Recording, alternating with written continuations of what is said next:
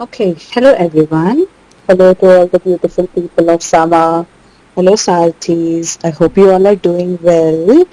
Welcome to the session. I will welcome you all in this necessary session of sex education. We will first begin by talking about the stigma around sex education and all the stereotypes which surround it. We will first understand the stigma. Okay, we will examine the misconceptions, the societal influences on sex education, and please, guys, don't enter with your unofficial email addresses. Okay, enter from your IITM mail. Okay, so understanding the stigma, the myth of promiscuity. Many believe sex education encourages promiscuity, but it's actually not true. Sex education promotes responsible behavior. It has been shown, and we have all seen how in 8th grade, in 10th grade, we have skipped the chapters and the lessons, which is not great, which is not the best. So we will try that we can cover all the topics you missed out on previously. There is, of course, also cultural resistance from religion or from the people around us, which hinder open discussions about sex and perpetuating the stigma. There's also fear of backlash that educators fear. I remember being in 8th grade when my biology teacher could not actually teach us the reproduction chapter because she was afraid our parents would complain about her. So she told us to read the chapter on our own. So that was not cool of her, but oh well. We cannot blame her anymore. At least right now I understand where she was coming from. It's the societal pressure and also the impact on youth. The stigma surrounding sex education can lead to misinformation impacting youth's health decisions.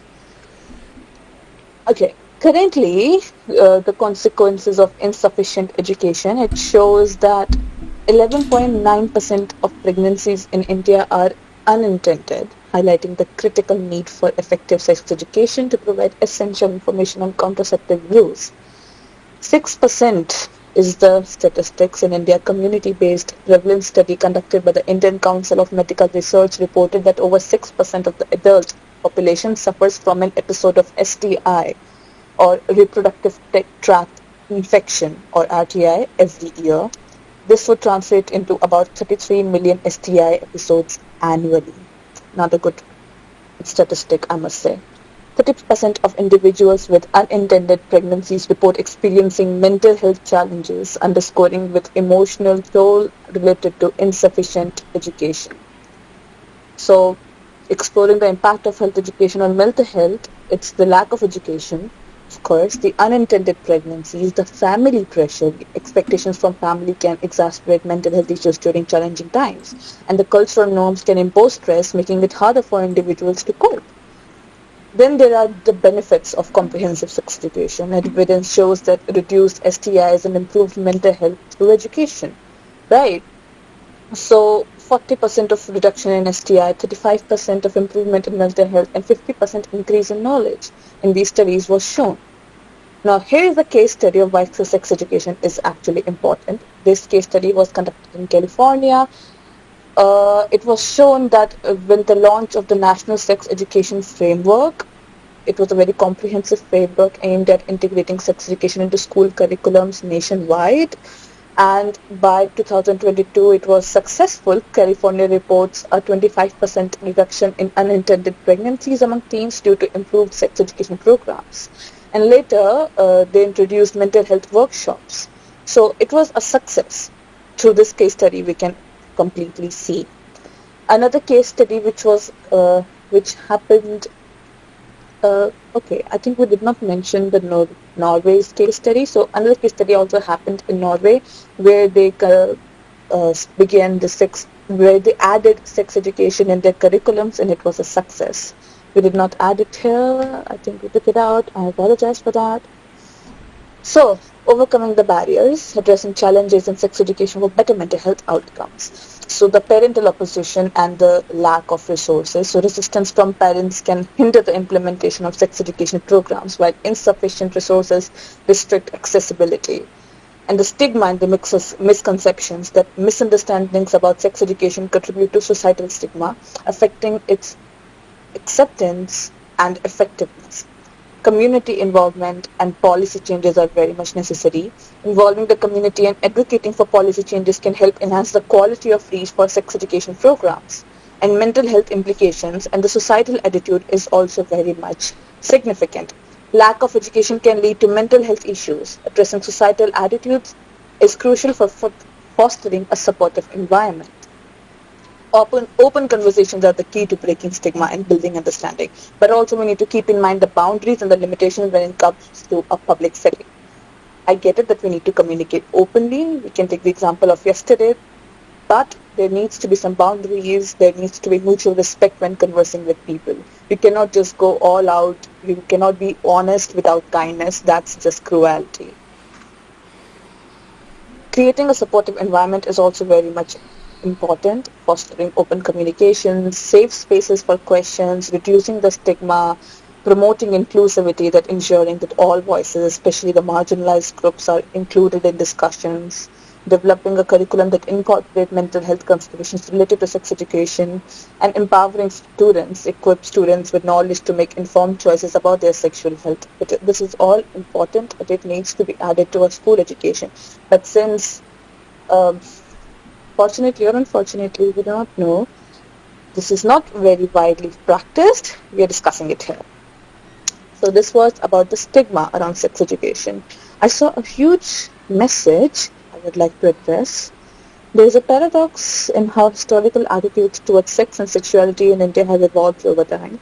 Ancient Indian culture, as reflected in texts like the Kama Sutra and the artwork on temple complexes like Khajuraho, had such a more open and sophisticated view on sexuality.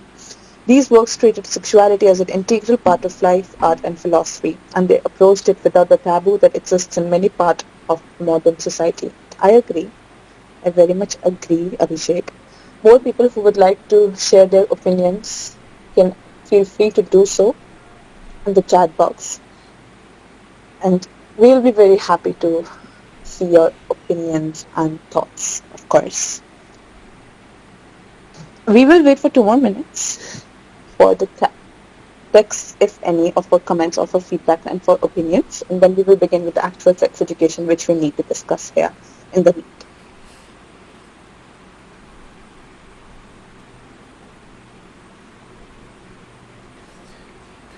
Also, guys, please tell your friends to join with the official mail ID and don't force us to reject your invitation and your text all the time. As far as I read, over centuries, the cultural perception shifted significantly. The colonial period, particularly British rule, introduced Victorian ideals of morality which were quite conservative regarding sexual matters. These norms influenced Indian society, gradually making topics around sex more stigmatized. Post-colonial influences and societal changes further entrenched this taboo. Yes. The colonization of India, and when the Mughals came, when they invaded, whenever any other party outside of India tried to invade India, they all just ruined it. It never got better. We are evolving backwards, mentally at least. Okay. I didn't see any more comments popping up anytime soon. If they do, we will take them in the end. I would like to ask one thing. Rural India is still at backhand. What makes you think so? Do you really think that people who are very educated and come from posh communities are very educated? What do you think the statistics of rape there is? Do you really think it's better? It's not. I would like to point out one thing here. In the normal metro coach, at least in Delhi, there are 8 coaches in a metro train, right? One coach is always preserved for women. Why? To make sure that women feel comfortable. But in the coach, in the metro which connects to the airport express, there is no women's coach there, as if indicating that the people who commute through the airport express or who uses the airport do not need safety, or the women who commute there do not need safety because people who use that mode of transport are educated enough to not harass or molest anyone. Do you think these cases do not come up there? This is the stigma, right? People think that educated people and the richer part of the community do not do these things. Think about it. Let's move on with the sex education. Was there any other comment I missed? I don't know whether it is okay to say in my state still women are not allowed to touch or do anything during their periods. Not only our states, in the whole country, I would say, and even around me. Yesterday I was watching a video, and in the video a girl meets a calisthenics boy and says about him, his butt is bigger than my butt and his chest is bigger than my boobs. This didn't shock me, but it was a surprise to me. The girl was from Korea, but she's studying in America. I can't say Korean girls are very open. I don't know what you're trying to intend with this message here. Are you trying to say that she shouldn't say those words because there is a form of harassment? I agree. Was it sarcastic? I don't know. Was it scripted? I don't know. We can't be sure there. Let's start with sex education now. Okay? Okay. There is the male reproductive system in front of us. I hope you guys can see. Is my screen visible? Please let me know in the chat box. Yes, it is visible. Okay, good to know. Also, all the admins, if you see someone putting any wrong message in the chat box, please feel free to remove them or correct them. Okay? So, well, we never know who's open publicly and who's not. It could very well be scripted, or it could very well not be. We never know. Okay. Please excuse me for a moment. My mic seems to be showing me some issues. Okay. Okay, let's start with the male reproductive system. First of all, we have the penis, the external organ used for urination and sexual intercourse. It becomes erect during arousal to allow for penetration. And then there are the testicles, glands that produce sperm and testosterone. Okay, then there is the scrotum, the pouch that holds the testicles outside the body, keeping them at an optimal temperature for sperm production. And there is the prostate gland, which produces fluid that nourishes sperm that forms semen. Then there is the epididymis here, as you can see, a tube at the back of the testicles where sperm mature. And then there is the vas deferens. Please excuse me for my pronunciation. These are the tubes that carry sperm from the testicles to the urethra. Now, the puberty in boys usually start between ages 10 to 15. The key signs include the deepening of the voice, growth of facial and pubic and body hair, and the enlargement of the penis and testicles. Boys also begin to produce sperm during puberty. All right. Then we have the female reproductive system. There is this is the diagram of what a female reproductive system actually is. This is the uterus. These are the ovaries, and this is the anal duct. All right, the anus. Yes, women have an extra hole if you didn't know, in case. Okay, this is the vagina. Let's discuss here. This is more detailed.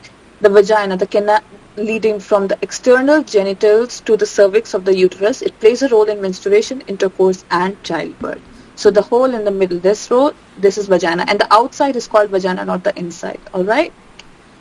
This is the uterus, a hollow pear-shaped organ where a fertilized egg implants and fetus develops. Okay. Here. Ovaries, 2 glands on each side. These, as you can see, 2 glands on each side of the uterus that produce eggs, ova, and hormone like estrogen and progesterone. Then these are the fallopian tubes here, tubes that connect the ovaries to the uterus through which the egg travels.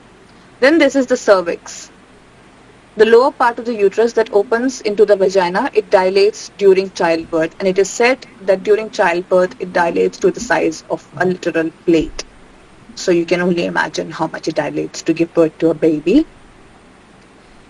And then there is menstruation, which happens here, the monthly shedding of the uterine lining if no fertilized eggs implants leading to the period. The puberty in girls starts typically between the ages of 9 to 14, and the key changes include breast development, growth of pubic hair, start of menstruation, and emotional shifts due to rising estrogen levels. Also, I would like to mention here that Oh God, don't I? I would like to mention here that the ages for puberty is declining. There are several factors for it: our diet, stress levels, environmental changes, but this needs to be kept in mind and it is not a good thing. Then there is sexual development and reproduction. Very important. Oh God. I'm so sorry, but my phone refreshed all of a sudden. Please excuse me.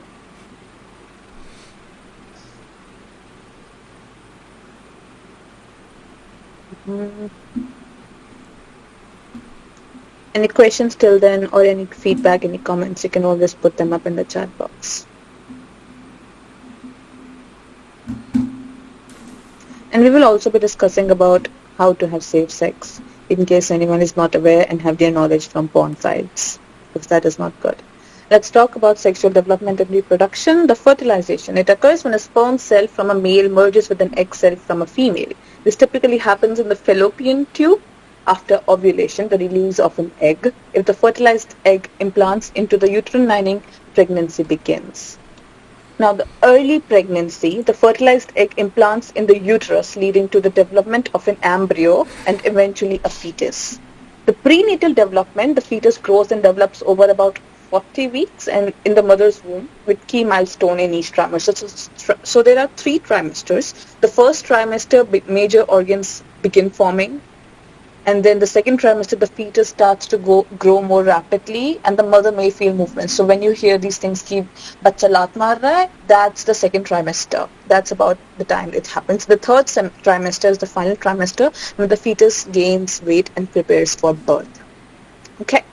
Then there are contraceptions, of course. There are barrier methods like condom, and condoms are there for both male and female.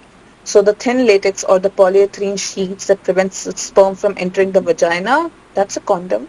There are diaphragms and cervical caps, devices inserted into the vagina to cover the cervix and block the sperm. We will discuss about this in the later part of the slide. Then there are hormonal methods like the birth control pills, which are supposed to be taken daily to prevent ovulation and alter the uterine lining.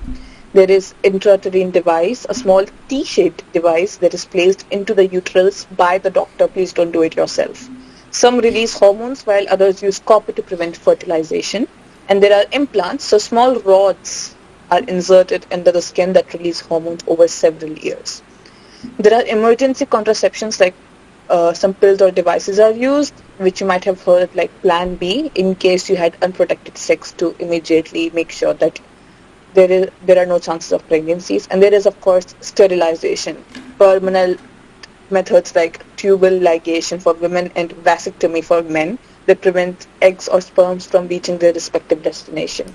Also, in case you did not know, vasectomy is reversible, but tubal ligation for women is not. So have this discussion in future in case you choose to opt for it. Relationship and communication. Before beginning here, I would like to discuss a little bit about sexual orientation and identity. We have already had discussion on this when we talked about LGBTQI communities, but still here, since we are having this discussion, it is still necessary to talk about them. It refers to sexual orientation is when a person is attracted to someone.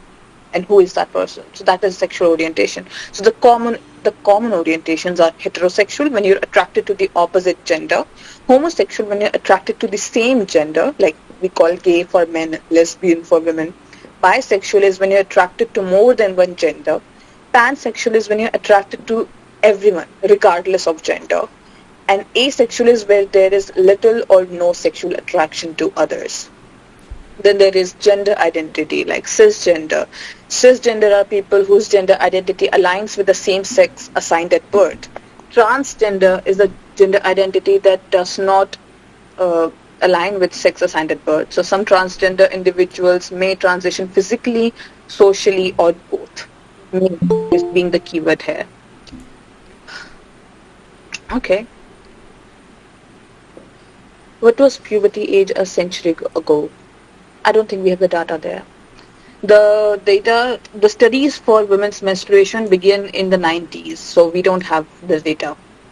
I'm so sorry. I'm not sorry. Is necessity of sex is okay during 20 years. I don't know. I'm sorry. The average age of puberty for girls dropped to 10.5, which are not starting puberty. Yes. Okay. Okay. Not getting distracted. Yes, we were on gender identities. Then there are non-binary or genderqueer people, people who do not exclusively identify as male or female. And there is gender dysmorphia, of course, the psychological distress that some transgender people or anyone may feel due to mismatch between their gender identity and their assigned sex. Here it is recommended to seek help with a professional. Now let's move on to relationships and communication. So for a healthy relationship, there needs to be defined mutual respect, trust, and open communication. Partners should feel safe to express their feelings and make decisions together. Signs of a healthy relationship include boundaries, equality, trust and honesty, and communication. So each partner respects the other's space and personal choices. Both partners share responsibility and decision making. So one is not taking all the decisions. Both mutually discuss. Both feel secure and are honest with one another, and issues are resolved through open and respectful dialogue. Alright, and then consent is also there. Consent plays a huge role. A clear verbal agreement between individuals to engage in a specific activity is very necessary. So consent must be freely given without coercion or force or manipulation. It should be reversible. So consent can be withdrawn at any time. Like for instance, your partner first agrees for sex, but then when you're about to have sex, they say no. You have to respect that decision even if you're disappointed. It is okay to feel disappointed, but you have to respect that decision. You cannot force them. Consent is reversible. And consent is informed. All parties must have a full understanding of what they're consenting to. It should not be like you are like, okay, let's do that, and you both are like, yeah, let's do that. But what is that? There needs to be clear discussion of what you are talking about so that you don't confuse each other. Okay, bhai. Sex is not very important in a healthy relationship, but if in a relationship sex is important, there needs to be discussion. Thoughts running in our brain while having no effect on our sexual clothes and DNA is forming right. Yes, they do, sir. They do impact. And also consent needs to be specific. So consent for one act does not imply consent for others. So if your partner consents for a kiss, this does not mean they consent for sex. Please make sure that the consent you are asking for is very specific. Okay? Let's move forward. Let's talk about safe sex practices. First, we have to use condoms and other barrier methods. Alright? Like, let's talk about condoms, the male condoms. How do they work? So male condoms are worn over the penis during intercourse, and they create a barrier that prevents sperm and bodily fluids from being exchanged between partners. The benefits are they protect against both pregnancy and STIs, including HIV. The tips for using them? Always check the expiration date, okay?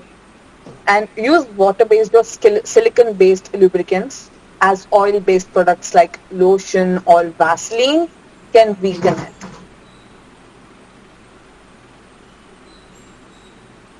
Yes, okay. My mother entered the room, so I was just waiting for her to leave.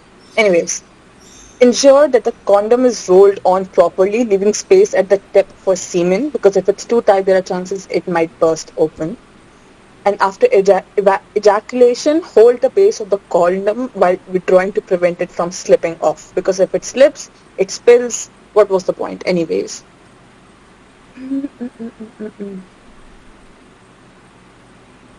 Okay, now let's talk about female condoms and how do they work. So these are inserted into the vagina before intercourse and line the inside, acting as a barrier to prevent sperm from reaching the egg.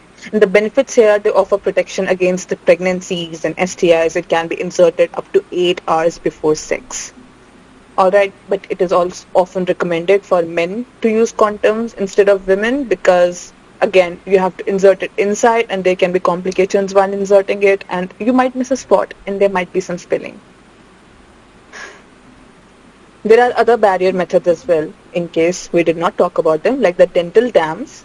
What they are thin latex or polyurethane sheets used during oral sex to prevent direct contact with the genitals or anus. And the benefits is, again, it protects against STIs during oral sex, including herpes and HPV.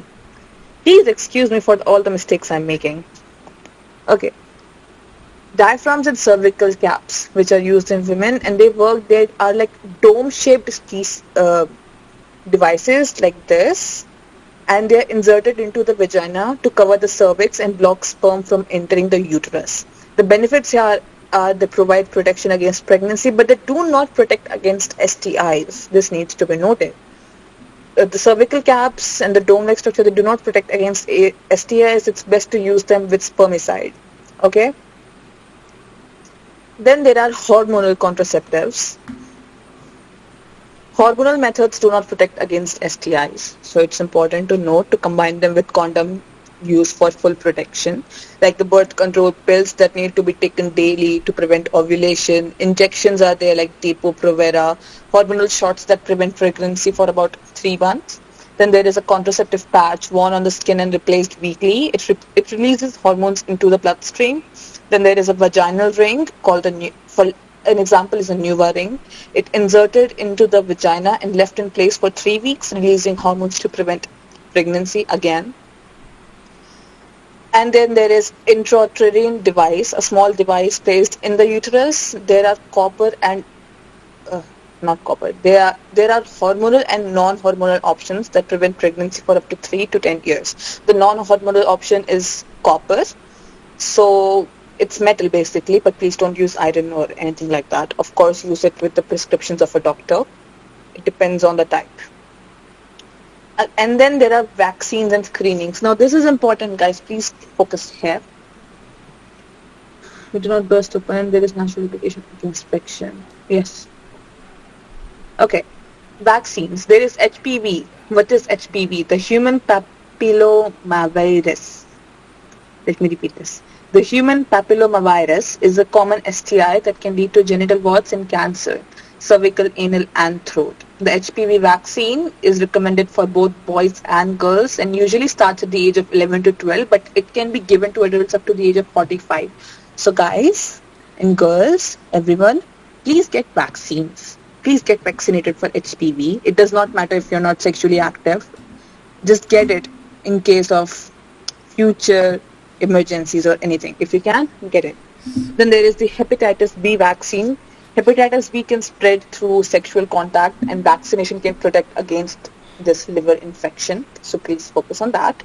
Then there is the regular STI screening. If you're sexually active, you need to get these regular screenings at least yearly. So many STIs can be asymptomatic, meaning there are no symptoms whatsoever. So you would never know through symptoms that you have STI. So regular testing is crucial if you're sexually active. Regular screening helps detect and treat infections early to prevent transmission. Now, some things to keep in mind. If you are going to start a new sexual relationship, please get tested. If you or your partner have multiple partners, please get tested at least once a year or more frequently if recommended by a healthcare provider. Get tested, okay? In future, if you're going to get married, especially if it's arranged, get tested, okay? Get a health checkup done. It should be like primary thing to do before getting married. I don't know, कुंडली क्यों मिलवाते हैं, हमें health checkup कराने चाहिए, but oh well. I just took their names. Okay, I'll take them again. HPV vaccine, hepatitis B, and STI screenings. These 3 are very important. Please keep that in mind. Also, to reduce the risk of all these sexually transmitted diseases, engaging in mutually monogamous relationship where both partners are only sexually active with each other and have tested negative for STIs reduces the risk of infection, of course. And communicate with your partner. Okay, open communication about sexual history and STI testing and contraception is key to maintaining sexual health. Ensure both partners consent to and understand the methods of protection being used. All right, so it should not be like अरे मुझे सब पता है तू बस देख मुझे करते हुए ऐसा मत करना. Okay, please communicate openly. That's not very good. Be, be honest about. Okay. Be honest about your STI status, alright, and ask your partner about theirs. Please don't go on spreading STIs and STDs to people if you're sexually active. Get tested and tell everyone. Tell people. And this can be prevented with the use of barriers like condoms. So use them. Also avoid high risk sexual behavior like multiple partners and substance use. Like avoid alcohol or drugs using sexual encounters because it can impair judgment, right? It can increase the likelihood of unsafe sex practices like forgetting to use a condom, for instance. So avoid substance use during sexual intercourse. Yes, I agree, Gokulan. It can transfer with other things as well. Whenever the liquids are exchanged, it can even transfer through blood infusion. Like if you donate your blood and you have STI, you just give it to another person. So get the vaccine. It's always a good option. Yes, also I agree with Vineet. Anything and everything it can break. Nothing has 100% guarantee. Nothing. Not even vaccines have 100% guarantee. So take multiple precautions if you can. Also, there are emergency contraceptions like the Plan B. It's a morning after pill. If a condom breaks or no contraception was used, emergency contraception can prevent pregnancy if taken within 72 hours after unprotected sex.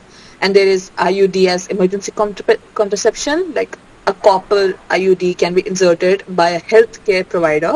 Healthcare provider being the keyword. Please don't do it yourself. Okay, I'm repeating.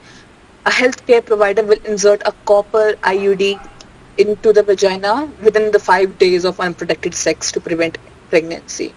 Okay, so within 3 days, if you did unprotected sex and if you want to prevent pregnancy, go to a healthcare professional immediately. And some feel guilt after doing it, especially some boys. Oh, you mean post-nut clarity?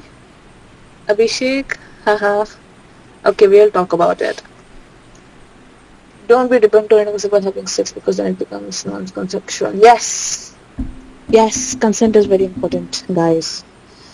Also, get informed about pre-exposure prophylaxis. It's like a medication that can prevent HIV infection if taken daily by those at high risk. So it is highly effective when taken consistently, okay? So read about it if you're sexually active.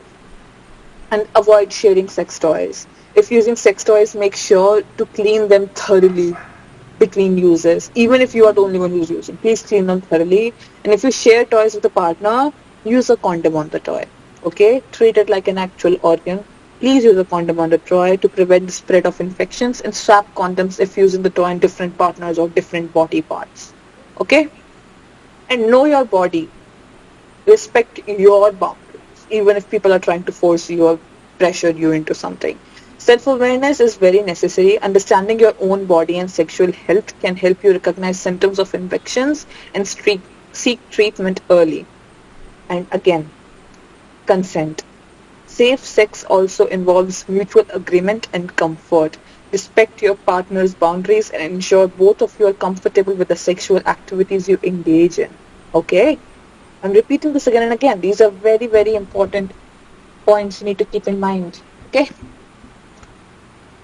And there comes consent and legal age. We talked about consent a lot right now, so I won't be repeating consent again, but I will be talking about legal age.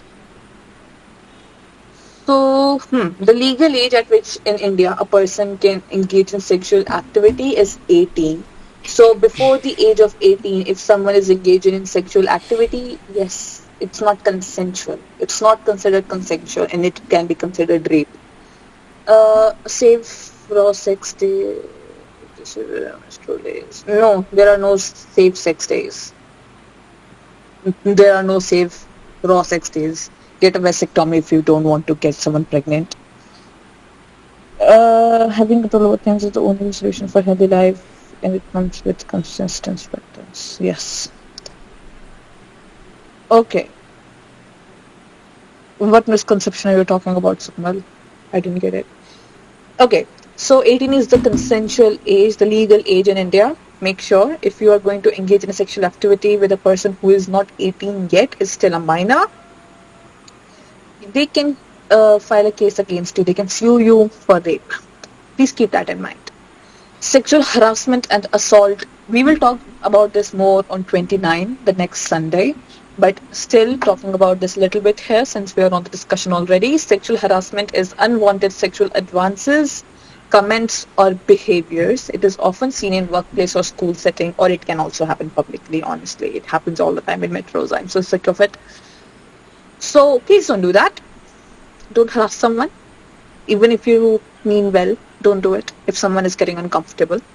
Sexual assault is any non-consensual sexual activity, including rape or molestation. Victims are encouraged to seek legal or medical assistance. There is no gender here. Sexual harassment and assault can happen to anyone. If you are male, if you are female, it does not matter. Please seek help immediately and don't do it to anyone. Even if it's for fun, even if it's funny to you, it's not funny to anyone else. Don't do it. Okay. Abstinence is a thing I would like to discuss here. Abstinence is the choice to refrain from sexual activity. Many choose abstinence due to religion or cultural or personal reasons, alright. So comprehensive sex education acknowledges abstinence as a valid option while also providing information on safe sex. So guys, if someone practices abstinence, don't shame them. It's not a bad thing. There is nothing wrong with it. Even if it's for religion, if it's not for religion, it does not matter. There is no need to shame someone for not wanting to have sex. Okay? Also, I would really much appreciate it if in future you communicate all of this with your partner. It's very important to be on the same page because you might want something else and your partner might want something else. Alright? Don't use it and no, I will need it, but what the answer I'm अपनी mummy से बोलो वो ढूंढ देंगे Jasmeet. Anyways, online safety and sexting. Let's talk about that too. Okay. So digital consent in sexting, it is very common nowadays. So sharing explicit content like nude photos or videos without someone's permission is illegal in India. Surprise, surprise, and a violation of privacy. So don't do that. Please be safe, remain safe, watch Pornhub if you want to look at someone's boobs or if you want to look at a penis so badly. Don't ask for someone's nude, please. Move on. Porn sites are banned in India. Okay, please, let's not go there. Porn sites are bad in India. अभी मैं बोल दूंगी तुम लोग 10 sites निकाल के दे दोगे मेरे सामने. Let's not go there. So the risks of sexting, let's go there, include loss of control over intimate content, cyberbullying, and legal consequences. So sexting is very common nowadays. So please keep that in mind that it is also risky. So once shared online, intimate content can be difficult to remove and may lead to embarrassment or harassment. So before doing anything, before just giving in to your pleasures, think once, okay? One of my friends had some unrelated sex. Went into flow, so he was very yes, please clarify on the question I've asked above. I did not see a question above, Vivek. Could you please copy paste it again in the chat box? I will see now. And then there is the body image and the self-esteem issues which come up with sex as well. The people often think that my body is not made for sex. No one's body is made for sex. Okay, so let's have some confidence in our own bodies and move on from sex. Sex is not the only thing in life that we need to focus on. About raw sex days. No, Vivek, there are no safe raw sex days. Do you really want to have sex with someone when they are on their periods? I would not want to have sex when I'm on my periods. I'm really disgusted right now. I should not be saying this in an official meeting. I'm on my periods currently and I do not want to have sex right now. If your partner agrees to it, congratulations, but no, there are no safe raw sex days. Moving forward with body image and self-esteem. Media often portrays unrealistic body image standards that can negatively affect self-esteem. Young people may feel pressure to look a certain way, leading to anxiety or body image issues. So there are many jokes which are made, like for instance, there are jokes made in the male community about the size of the penis, or the jokes are made for women, like how tight it is. Yeah, let's not do that. Harassment on both ends. Let's not do it for anyone. And body positivity is promoting self-acceptance and the belief that all bodies, regardless of size, shape, or appearance, are beautiful. Okay? Encouraging young people to celebrate diversity in body types is key to developing healthy self-esteem. And also, guys, please don't forget, we are adults now. So we are going to be trusted adults. जो बच्चे भाग के जाएंगे जिनको complaint कर रहे हैं अगर उनके साथ मोलेस्टेशन और हरासमेंट होने वाला है so we need to take some responsibility guys. Let's not be like the older generation now. Let's not be like our parents. My parents are fine, but generalizing here, let's not be like the older generation, the boomers, the millennials. Let's actually take some stands. Let's be respectful, let's be mindful, let's be demure, and let's take some responsibilities finally. Okay? Also, respect the LGBTQ identities, guys. Education about sexual orientation and gender identity helps foster empathy and understanding for those in the LGBTQ community. So for those in those communities, let's reduce stigma and discrimination and create a more inclusive environment for them. Okay, jokes are at one level. Limits होती है. Again, please make sure of the boundaries. उसके अलावा देखा जाएगा. ठीक है? If someone is uncomfortable, just move on from that topic. It's not that serious, okay? Now let's talk about the menstrual cycle. Someone was it Vivek who was asking the safe raw sex days? Yeah. Let's talk about it right now, Vivek, okay? Well, I will repeat again. There are no safe raw sex days. I don't know who told you this, but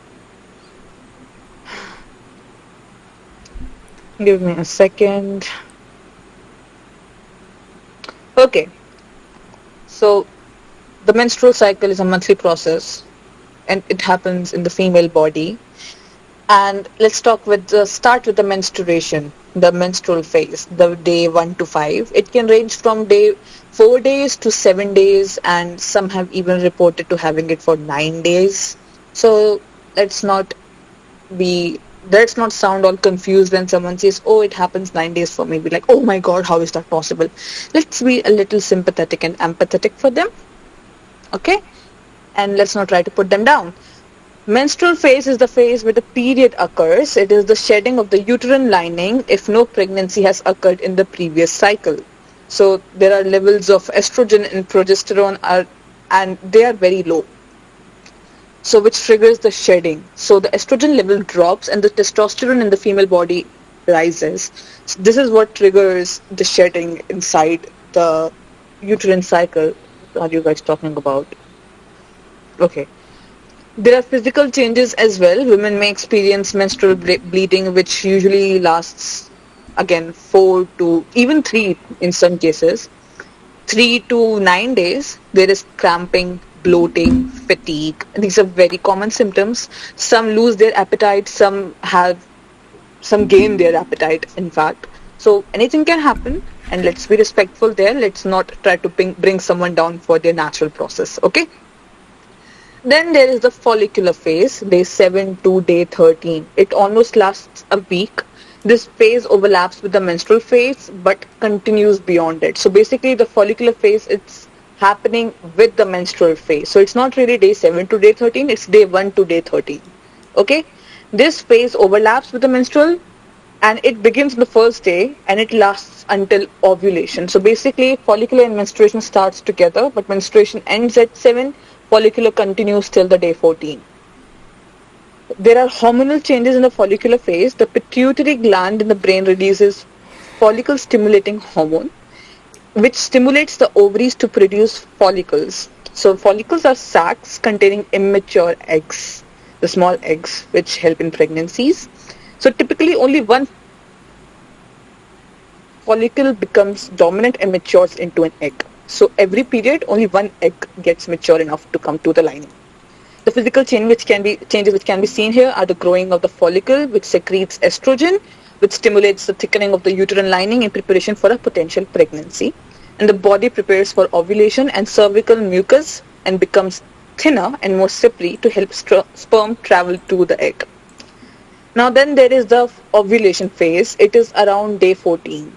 Okay, around day 14. So it's not necessarily day 14. Ovulation is the release of a mature egg from the ovary into the fallopian tube. This is the most fertile phase of the cycle. So if you're, some people talk about they're trying for pregnancy. This is the time when they should be trying for pregnancies and having raw sex. This is the most fertile phase during the cycle, and it usually occurs in the middle of the cycle. And there are hormonal changes, a spike in the luteinizing hormone, and it is triggered by the rising estrogen levels. So the estrogen levels here are at its peak. It causes the dominant follicle to release the egg. The physical changes are that some women may experience ovulation pain and a mild ache on one side of the abdomen where the ovary releases the egg. It is very common. You might ask a woman around day 14 of their period, if you manage to keep track, whether they experience it or not, and many will say yes, they do. But we ignore it most of the time. Don't have the time to care about it. The cervical mucus becomes more slippery, stretchy, and transparent, resembling raw egg whites. This is a sign that ovulation is happening. Of course, no one can actually see what's happening inside, but this is what biology and experiments have told us. The egg can survive for about 12 to 24 hours after release. If sperm is present in the fallopian tube during this time, fertilization can occur. Then there is the final phase, the luteal phase. So after ovulation, the empty follicle transforms into a structure called the corpus luteum, which produces the hormone called progesterone. So the luteal phase is the second half of the menstrual cycle and lasts about 14 days. Okay. So until the next menstruation cycle comes, it's the luteal phase. So the hormonal changes which can be noticed there are, again, as I said, the progesterone, which thickens the uterine lining further, making it ready for the fertilized egg to implant. And the estrogen levels also remain elevated but lower compared to the follicular phase. So the estrogen levels start dropping after the ovulation. The physical changes which can be seen here are the egg. If the egg is fertilized, it implants into the thickened uterine lining and pregnancy begins. The corpus luteum continues to produce progesterone to support the pregnancy, and if the egg is not fertilized, the corpus luteum breaks down after about 10 to 14 days. So the progesterone and estrogen levels drop sharply, signaling the body to shed the uterine lining, leading to menstruation and the start of the next cycle. So here, you guys who often say that women are very emotional during their periods and hormonal, it's a sign for you to learn that since the hormones drop at a very fast level, in only about 1 to 4 days, the estrogen level drops and the testosterone level increases. That's why the hormonal level imbalances, and that's why the emotions also imbalances. Also, one thing to keep in mind, testosterone levels are higher in men than women. So if you think women are more emotional during their testosterone spike, then they are imitating men. Don't blame women if they're emotional around them. They're imitating you. Okay? Is there anything I'm missing in the chat? Okay, you guys are sharing information with each other. Cool. Also, some symptoms in the luteal phase which can be seen. So many women experience the premenstrual syndrome during this phase due to the changes in hormones levels, particularly the drop of progesterone and estrogen. Some symptoms can be seen like bloating, breast tenderness, mood swings or irritability, fatigue, acne, food cravings. Very normal. You guys probably already know it. It's very much there on the internet and always seen on reels. Okay. So this was the menstrual cycle. If you guys have any question about it, you can put it in the chat box. Or if you have any opinions or if you think I'm wrong somewhere, please have it in the chat box. IPL पे हैं क्या हम लोग? Okay. Imitating men. Okay, here I was talking about people who always make fun of women during their periods for being too quote-unquote emotional. So during the periods, women have more testosterone than estrogen, and men have more testosterone than estrogen naturally. So if you look at it technically, women have the same hormonal level as men during their periods. So the emotional state is the same as a male. So women are not emotional during their periods. It's almost the same as men are emotional. That's what I mean here. Of course, we're not actually imitating men. Anything else you guys want to say or talk about? Or should I move on? think I'll move on. Ways and sex, things to keep in mind. Okay, so since a lot of people have information about sex from Pornhub sites, so we need to have some discussion here. We need to know how to actually have safe sex. Testosterone is the main reason for mood swings. Not really testosterone, but the drop of estrogen levels and the rise of testosterone is the main reason for mood swings. Both the things together is the main reason, not just testosterone. Okay. So, first let's discuss anal sex before moving on, because anal sex is not very widely discussed. It involves penetration of the anus with either a penis, fingers, sex toys, or other objects. Right. So it is a common sexual practice among both heterosexual and same-sex couples. And while it's a personal preference, it's important to understand the risks, safety, precautions, and how to ensure comfort of both the partners during anal sex. So the anatomy we need to discuss here. Hormonal fluctuation is the reason of testosterone. Yes, Aryan, hormonal fluctuation. So, let's talk about the anatomy and experience. For males, the male anatomy includes the prostate. It's a small gland located just behind the rectum. When stimulated, the prostate can produce pleasurable sensations, sometimes referred to as the male G-spot. Okay, prostate stimulation through anal penetration is often a source for sexual pleasure for men. It is very common in the BDSM community. It is very common in the gay community. So, the more you know. For females, they do not have a prostate. Okay, but the walls between the rectum and the vagina, they are very thin. So some women report pleasurable sensations from anal penetration, either through direct stimulation or the anus, or indirect stimulation of the vaginal area. Okay? There are risks and precautions everywhere, so let's discuss them. Now, the risk of STIs also increase because of anal sex. The tissue in the anus is more fragile than in the vagina, which increases the likelihood of tearing, making it easier for sexually transmitted infections, including HIV, to spread. So the prevention is always use a condom during anal sex to reduce the risk of STIs. Even if your partner is male or female, it does not matter. Even if you're not going to be pregnant, you can still have diseases. Use a condom, use the barrier. And hygiene and cleanliness is also very important. The rectum contains bacteria. You do understand the anus, right? You poop from there. So it has bacteria. So it's very essential to maintain proper hygiene to prevent infections. The preparation, so some people use anal douches or enemas before anal sex to clean the rectum, though this should be done with care and not overused, as it can irritate the rectal lining. So always prepare before using anal sex, be it with a male or a female.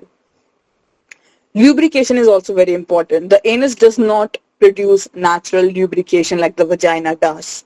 So using a generous amount of water-based or silicone-based lubricant is necessary to prevent injury or tearing. How do you expect gay people to have sex, Sukmal? That's why they do anal sex. And some opposite sex, like men and women, if they don't want to get pregnant and if they just want to try new things, they do anal sex. There is nothing wrong with that, Sukmal. Anyways, so as I was talking about lubrication, always use, again I'm repeating, water-based or silicone-based lubricant. Don't use an oil-based lubricant, especially with latex condoms, as they can break the condom. Oil-based lubricants can include like the moisturizer at your homes, the oils. Don't use them. Buy a proper lubricant and always check it what kind of base it has, water or silicone. Only them. Also, the penis loses a natural lubricant called pre-ejaculatory during sexual arousal. That's not enough. That's not enough, Aryan. That natural lubricant is not enough. Oils, oh God, they can break the condom. They can break. Pre-cum is not dangerous. You are not understanding here. You need to lubricate it properly. थोड़े बहुत से काम नहीं चलेगा. How much do you think men come during sex? Only about a spoonful. उससे lubrication तो नहीं कर सकते. And how much do you think pre-cum is then compared to that? It's even less. So that's not enough to lubricate. You need to buy a proper lubricant. Yeah, I mean, pre-cum can lead to pregnancy, of course. That's why we're talking about safe sex and always use barriers. Comfort and consent, of course. Communicate openly, discussing your boundaries and desires. Relax. It's essential for your partner to be relaxed, okay? Start slow with gentle stimulation like fingers or small toys before penetration can help the anus adjust. Okay? Don't just start thrusting. Very unsafe, very not pleasurable. You're not going to enjoy it. Don't do that. And have patience. Take your time, go slow, and use plenty of lubrication. I'm repeating this again, use a lot of lubricant. If any discomfort or pain occurs, stop immediately, adjust as needed, okay? Because if you don't, that's just as bad as rape. Okay, then there are the health considerations like STIs, condom use, post-anal care, like aftercare is essential. Washing the anal area and using the bathroom after sex can help reduce the risk of infections. Please keep that in mind. The dog is cute, just me. Okay. Now for men, many men experience intense pleasure from anal sex, particularly due to the stimulation of the prostate. This can be achieved through penetration or external pleasure around the anus. And for women, some women find anal sex pleasurable due to the direct stimulation. I already told you these things, right? I'm talking about consent here again. Consent is vital in any sexual activity. Both partners should be comfortable and communicate openly about their boundaries. Anal sex, like any sexual act, should only happen when both parties are fully informed, consenting, and enthusiastic about the experience, okay? This should not be forced. No manipulation here, please. Have some respect for your partner. Now let's talk about the before and after care of sex, okay? So the hygiene which comes with sex. Wash your genitals with water, of course, and a mild unscented soap to reduce bacteria and ensure cleanliness. I think we need to have a session on hygiene. It's actually necessary at this point. I was having a discussion the other day and they told me about many things they don't do before sex. Hygiene is very, very important, guys. Please take a shower before sex. Please prevent bacteria. Please prevent diseases. Oh God. And this applies to both partners, both men and women. Please wash your genitals before sex, at least. And use the bathroom before sex, okay? Empty your bladder. This can prevent discomfort and reduce the risk of urinary tract infection, especially for women. So empty your bladder before sex. Just use the restroom, please. Do it. Then there is consent and communication. Have open communication with your partner about your boundaries and what you're comfortable with. Okay. If in case your partner recommends a particular pose, for instance, you're not comfortable with that and you can stop them between the intercourse when you're doing it in the middle. You don't feel comfortable to stop them, but you're also not comfortable in the position. That's not cool. So have the discussion before you get on with it on the bed. Also discuss any birth control methods you're going to use, like the condoms, pills, possibly the vaccinations, and agree on protection against sexually transmitted diseases, right? Because some people, they act like so nonchalant. They act like, oh, I don't care, we can just do it raw, I like the pleasure, I don't like the feeling of latex on a penis. No, if you don't want a baby, don't do it. If you don't want diseases, don't do it. Just move on with it, please. Also, if you're planning to use condoms, have them ready to ensure protection against pregnancy and STIs. I'm repeating, check the expiration date and keep them stored in a cool and dry place. Dhoop mein mat chhod dena. Lubrication is essential, again, even if it's with women. Even if women are naturally wet, it does not matter. Lubricate still. Sex is not supposed to hurt. Sex is not supposed to tear. It does not mean that there should be blood. Sex is supposed to be pleasurable for both the partners. If that's not happening, you did it wrong. Okay, don't fall into the trap. We are medically advanced now. We have the facilities of condoms and lubrications. Buy them. Okay, and especially for anal, it does not naturally lubricate at all. So it is a must there. Choose a lubricant that works with your chosen protection. So water-based or silicone-based with for condoms. I'm repeating this again. Don't use an oil-based lubricant, please. And there is, of course, setting the mood. Prepare a comfortable and clean environment where both partners can relax. Okay, don't do it at the doorway. Clean sheets, dimmed lights, or mood music can help set a positive tone. दोनों का mood बनना चाहिए, ऐसा नहीं होना कि तुम ही horny हो रहे हो, दूसरे वाला थक के आ रहा है, उसे कुछ मजा नहीं आ रहा है. Don't do that. ओके, वो वेट नहीं होगा फिर इंसान. Also, foreplay is very necessary. Relax both partners and ensure enough natural lubrication. It also builds emotional intimacy, which can lead to a more enjoyable experience, which is so fun, right? Both having a good time. Don't skip foreplay. Don't jump to thrusting. Oh my god, this is so important. Please kiss your partners before having sex. Please have talk with them. Please create an intimate situation, okay? And also, I need to mention this here. You don't just start thrusting, okay? You need to use the middle and the ring finger to create gap, okay? Around the vagina or be it the anus. And always use one finger first and then the other finger. Also, make sure your nails are clipped so that you don't scratch your partner and there is blood because of it. Third thing, always use a condom during foreplay. Even if you think that it's not needed and there won't be any diseases, blah, blah, blah. Condom is slippery. So it's easier for the fingers to slide in. So always use a condom even during the foreplay. It's easier for your partner. Please do it. Okay? It's healthier. It's safer. It's hygienic. Use it. ठीक है? Let's be more mindful now. Adults हो चुके हैं हम. 19-20 साल के बच्चे हो तुम. Now let's talk about the after sex care. Okay? So clean up. Please don't just fall asleep. Sex करके थक गए सो गए. No. No. Don't do that. It's disgusting. I don't like to use the word disgusting, but it is disgusting. Don't sleep. Clean up. Wipe or wash especially the genital area gently after sex. Don't rub it. Gently. Gently. Okay? This helps prevent the buildup of bacteria and reduces the risk of infections, and avoid using harsh soaps. तो जो घर में होता है ना, Lux, Dove, Santoor, ये सब नहीं use करना है. Antibacterial soaps आते हैं. If you're sexually active, buy them. Okay? Unscented. I'll repeat this. Unscented soap होना चाहिए. अनसेंटेड मतलब खुशबूदार साबुन की जरूरत नहीं है. Antibacterial, unscented, mild soaps. 3 चीजें. Antibacterial, unscented, mild soap. ठीक है? लाइफ बॉय यूज नहीं करना. ठीक है भाई, लाइफ बॉय 10 रुपए का साबुन होता है वो. तुम्हें लगता तुम्हें बचाएगा वो. कॉन्डम 10 रुपए का नहीं आता. नहीं, कॉन्डम शायद 10 रुपए का आता है. I don't know, I am not sure. मुझे सर्च करना पड़ेगा.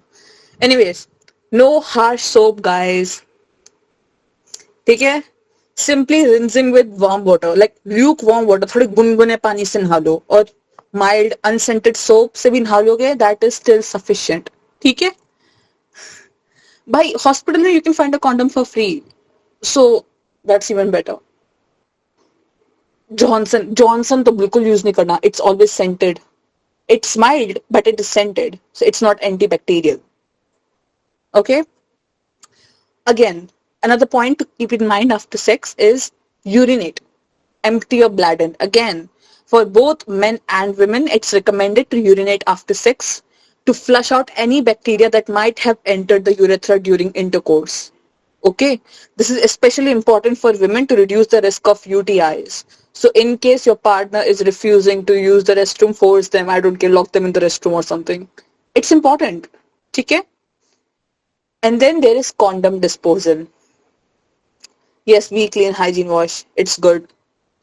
Condom disposal. If you have used a condom, carefully remove it by holding the base and avoid spilling fluids. Tie the condom in a knot and dispose of it in a trash bin. Don't flush it. Please, don't flush it. मुझे नाली में किसी का condom नहीं देखना है. Don't flush it. Guys, कूड़े में फेंकना है. ठीक है? I'm repeating this again. बांध के कूड़े में फेंकना है, फैलना नहीं चाहिए. Oh God. Also, please hydrate. तुमने सेक्स किया है, पसीना आया है, तुमने इतने फ्लूइड्स गंवाए हैं, 2 बार तुम्हें वॉशरूम जाना पड़ गया है, प्लीज हाइड्रेट. मर मत जाना डिहाइड्रेशन से. Drinking water after sex can help you stay hydrated, okay, especially after physical activity. This also promotes healthy bodily functions, including urination. So always hydrate yourself after sex and check for any discomfort or irritation. ठीक है. After sex, pay attention to the unusual discomfort, irritation or pain if you are experiencing. ठीक है. It should not be there. If it's just the muscle tiredness you are feeling because of too much sex or whatever, that's a different case. I'm talking about irritation or discomfort, jalan jo machti, उन चीजों पे ध्यान दो. ठीक है. If you notice anything like itching, burning or abnormal discharge, it may be worth monitoring or consulting with a healthcare provider, especially if these symptoms persist. Repeat हो रहे तो जाना ही जाना है. ठीक है. हमारी गंदी आदत है ना, जब तक चीज वो 5-6 बार फोन आ जाता है तब डॉक्टर के पास नहीं जाते हैं, वो नहीं करना है. Please go to a doctor if you see any signs of any abnormality. ठीक है. होटल कम्प्लेक्स रूम से विंडो से वार्डन के ऊपर नहीं फिक्स. नो जसमीत, बाहर निकाल दिए जाओगे. Oh my God. Emotional after care, emotional पे भी ध्यान देते हैं because this is a mental health community. We need to focus on the emotional too, right? Emotional connection is part of aftercare, especially for couples. If it was a one night stand, I still don't get it. Do it with your partner, okay? Just provide the emotional intimacy. Some people enjoy cuddling, talking, or simply spending a few quiet moments together after sex to strengthen intimacy. So please, please give your partner some time. Spend some time with your partner. Don't just have sex and move on, change clothes and खाना खाने पहुंच गए बाहर कि हाँ भाई खाना लगा, थक गया हूँ मैं. Don't do that. बैठो उसके साथ 5-10 मिनट गपशप लड़ाओ, कैसा था, बात करो. If either partner feels uncomfortable in a certain way or about certain thing that happened during sex, it's important to have an important open conversation to clarify and ensure mutual comfort and understanding, right? Suppose during sex something happened, you didn't like it, you weren't comfortable with it, you talk about it, right? Say for instance, during sex your partner is in a habit of using cuss words. You don't like those cuss words, so you talk about it after sex. And it is important that you respect those words as well. You respect the boundaries your partner is making as well. Okay, सिर्फ communication ही नहीं करनी है, boundaries भी respect करनी है, सुनना भी है. भाई, why one night stand का तो मेरे पास कोई आंसर नहीं है, dude. People do one night stand, so they do one night stand. There are a lot of things which happen which you do not have an answer to. Some people do not wish to commit, and I'm just saying that if you are one of them and if you do not wish to commit, it is okay to an extent if you're not hurting someone. And just make sure that you are being mindful of all these things. Okay? Nagarjan, he said, you can find if the other person got any diseases. That's why I'm saying you need to openly communicate if the other person has any diseases or not. That's the problem. Especially if you guys are going to marry someone in future, please make sure before marriage that you get health checkups for the full body. When I was talking about vaccines, communicate with your partner and get health checkups. There is nothing wrong with it. Okay? कुंडली मिलवाने की जगह health checkup मिलवाओ. ये सब मिलवाना ज्यादा important है.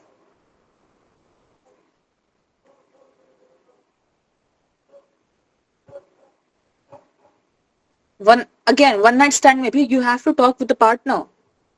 You don't recommend. Sukamal, तुम्हारे recommendation से दुनिया थोड़ा चलती है.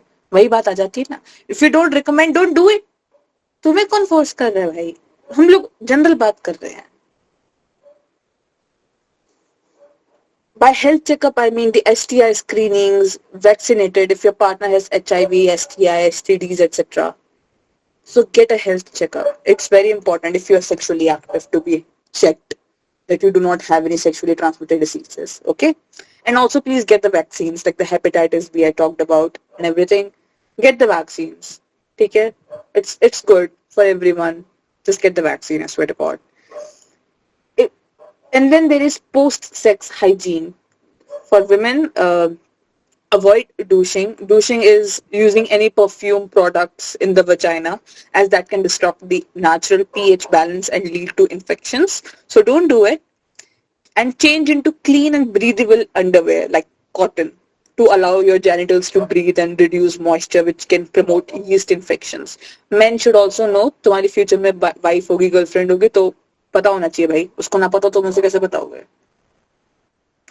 हम सोचते Okay. Now then, the post-sex hygiene for men. Gently wash the penis, gently, repeating it, gently, with warm water. And warm में गर्म पानी मत डाल देना, खौलता हुआ गुनगुना पानी है मेरा मतलब, lukewarm water, ठीक है? Especially if you're not circumcised. Make sure to clean under the foreskin to avoid buildup of bacteria. And if you are uncircumcised, it's important to retract the foreskin to clean properly and prevent infections or irritation. Women don't know it all, guys. You will be surprised. Unfortunately, there are a lot of women who do not know.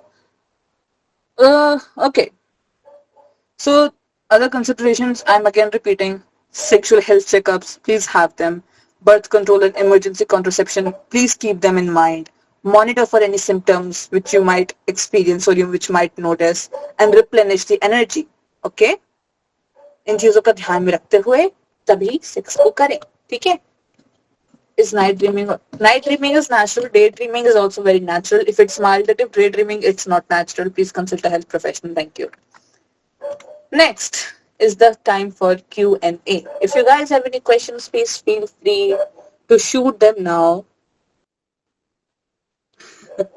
Yes, reactions of Daisy are probably possibly keeping us very entertained throughout the session. Very much appreciate that. If you guys, what is PCOD and PCOS? Oh God. Okay, PCOD and PCOS are not diseases. I mean, they are diseases. They are noticed in women, and it is very much related. Oh God. Oh sorry guys. एक second रुकना. मेरा phone. हाँ.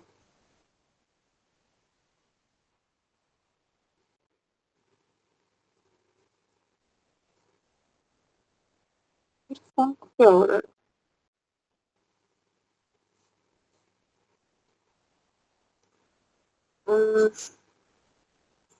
एक second guys. Please give me a second.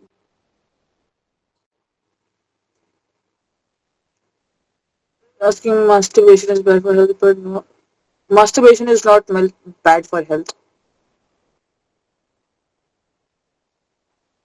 Well, PCOD is a condition where the ovaries produce immature or partially mature eggs in large numbers, which can turn into cysts. Cysts, if you do not know, mote phode in the vagina. You can only imagine how painful it is. So it primarily affects the ovaries and is considered more of a temporary imbalance and sometimes caused by lifestyle factors. And women with PCOD can still ovulate, right? So and can still conceive with some assistance. And the condition is often manageable through lifestyle changes and diet and exercise, right? PCOS is a hormonal disorder. So that affects not just the ovaries, but also insulin resistance and metabolism and often has a long-term impact on fertility. So women with PCOS often have higher levels of what was the hormone? It's a male hormone and androgen. Yes. So the women with PCOS have a higher level of androgen, so it can result in irregular periods, excessive hair growth, acne, and difficulty in conceiving. So PCOS is considered a more serious and a chronic condition and is associated with other health risks like type 2 diabetes, heart diseases, obesity. My friend has PCOS, so and PCOS is also quite common, unfortunately. So there are medications for that. People take birth control pills for PCOS. So yes, that happens. They're saying that too much masturbation leads to hair loss. What the fuck? No.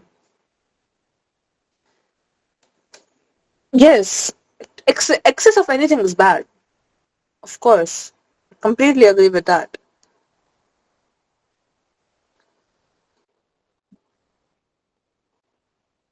Also, while we are on the topic, let's talk about birth. Gigabyte. Why are you coming with these names? I'm not going to let you in. Let's talk about side effects of birth control while we are at it, because birth control pills are only made for women and not for men, as we already know. Right? So if you're feeling like to masturbate all of a sudden, just be that your body needs more documents because of side effects. Yes, it could also mean that. God. Okay, let's talk about the side effects of birth control pills which women take. Okay, so let's talk about the normal ones, the not so serious ones like headaches, nausea, spotting between periods, like light bleeding or spotting is common with pills like IUD, etc. Mood changes, weight changes, decreased libido, like there is a reduced sex drive which is possible due to hormonal fluctuations, bloating, irregular periods. These are very common and these are very normal. These are not so serious side effects of birth control. And then there are some serious side effects like the high blood pressure, blood clots, heart attack, stroke, liver problems, vision changes, acne, skin changes, bone density loss. These are not normal things. It should be kept in mind. If your partner is taking birth control and if they do not have PCOS and if it is not recommended by a health professional, please don't. Okay, what's the thing with papayas of girls sometimes talk about if they don't get their periods on time? Do the घरेलू नुस्खे, I would say. It's not scientifically backed. घरेलू नुस्खे हर घर में होते हैं. ये खा लो, वो खा लो, ये कर लो, वो कर लो. It's that. Increase prefer hair follicles. Not sure, Aditya. There is no science backing it. We don't know if it actually works or not. Who is the guest? I'm waiting for the guest. What are you talking about? Also, guys, I would like to mention one thing here, since we are on the topic of birth control and everything. All the birth control and everything which has been medically studied so far for women is very risky. Like we talked about the tubal ligation for women, if they don't want to ever get pregnant or get periods in the future, it's not reversible. So if they get the surgery done once, that is it. That is it for the whole life.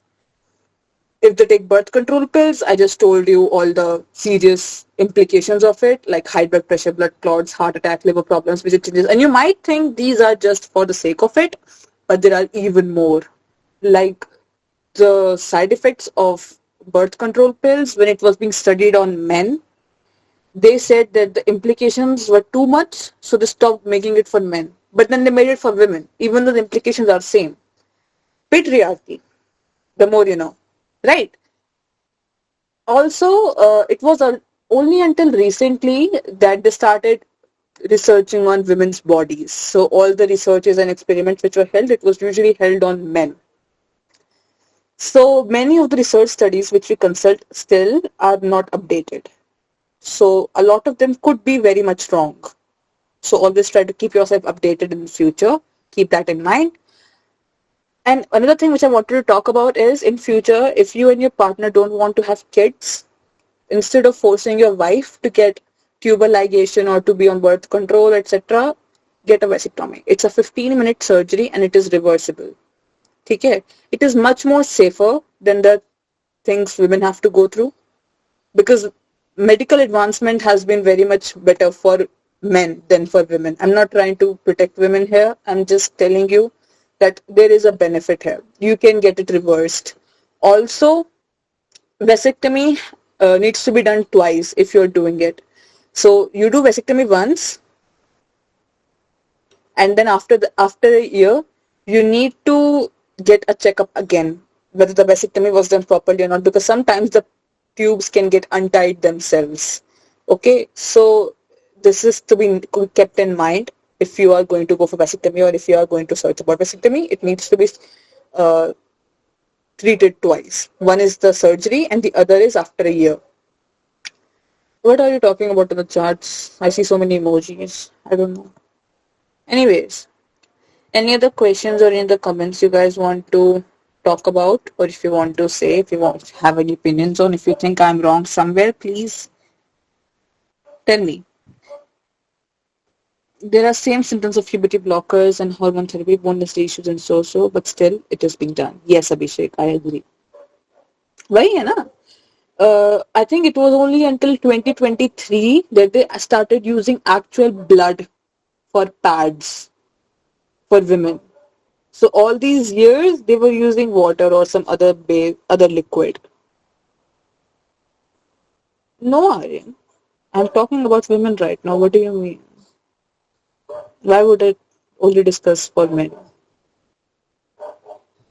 If you think it sounds more for men, then so be it. You're only gaining knowledge. It was only until recently, I think in 2023, that they started searching, using actual blood on pads. So until now, they were not using actual blood clot, which is released during menstruation. So it was found that the pads, which they say, the ads, they say ki like it's going to be super comfortable and the absorption time is going to last like 12 hours. The absorption time was only 2 or 3 hours. All pads leak, every single one of them, and they're very expensive. In case you did not know, 10 pads costed me 200 rupees. And during one cycle, how many pads do women on an average use? Let's talk about me. Uh, it-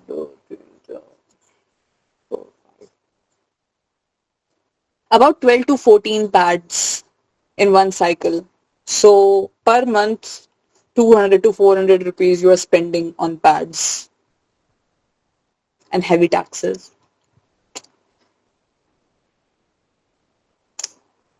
Can not masturbate for not too long cause any problem. Cannot masturbating for too long cause a problem. I last time I checked, it was not so. Probably erectile dysfunction is the worst that can happen, but if I'm not wrong, it does not really happen because many men abstain from sex. So there is no direct health risk, right? If abstinence is a thing, जो uh, क्या बोलते priests होते हैं, monks होते हैं, they don't indulge in masturbation and sex. It does not cause any direct health problems. It can lead to emotional effects, of course, like sexual frustration or impact on mood or increased sexual thoughts, but it has no direct sexual risk.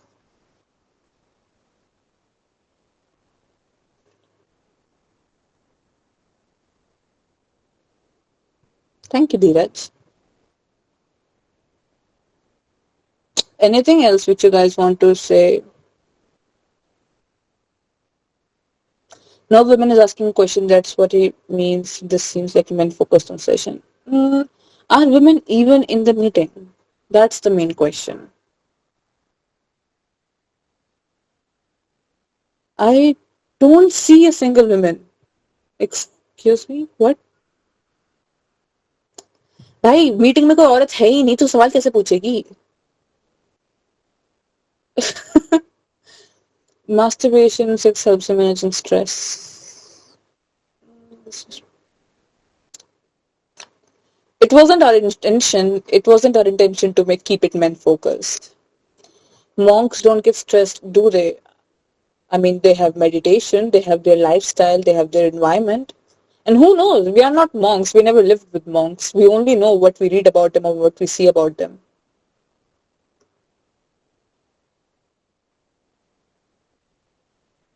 We live like monk, of course.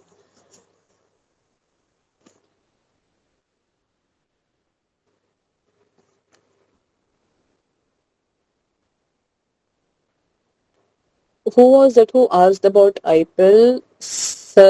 Saragadam Uday. I'll just use Uday. IPIL is an emergency contraceptive pill. So, like if you had unprotected sex, so within 3 days, you need to use IPIL to make sure there are no pregnancies. So, it is used to prevent pregnancy after unprotected sex, as I just said, like a condom broke or things like that. It prevents ovulation.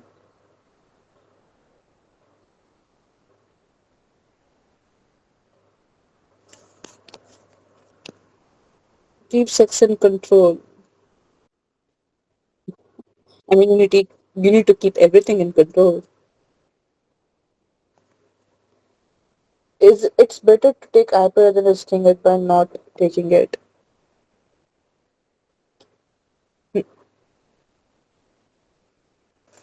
Can take before sex. Why do you want to take before sex? It's an emergency pill. It can cause hormonal changes. Why would you want to do that? Uh, why nightfall happens to remove the waste sperm or anything else? Nightfall is normal. Okay, it's called nocturnal emission and it's common occurrence. It's very normal. Okay, it, and it usually happens during early puberty, early adolescence, right? And it happens because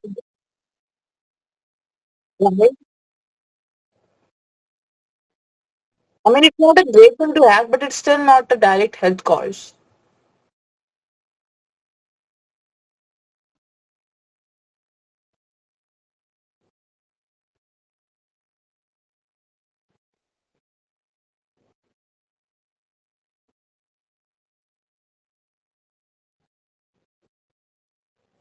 Okay, thank you for correcting me. Nightfall is not normal, guys. Please get checked. Yes, the regular nightfall is bad. Yes, FDA approved does not mean it does not have side effects. The regular medicines you consume, they also have side effects. It's approved, it still have side effects. So keep that in mind. Which is best for sex protection, like boys condom or girls condom? Boys condom.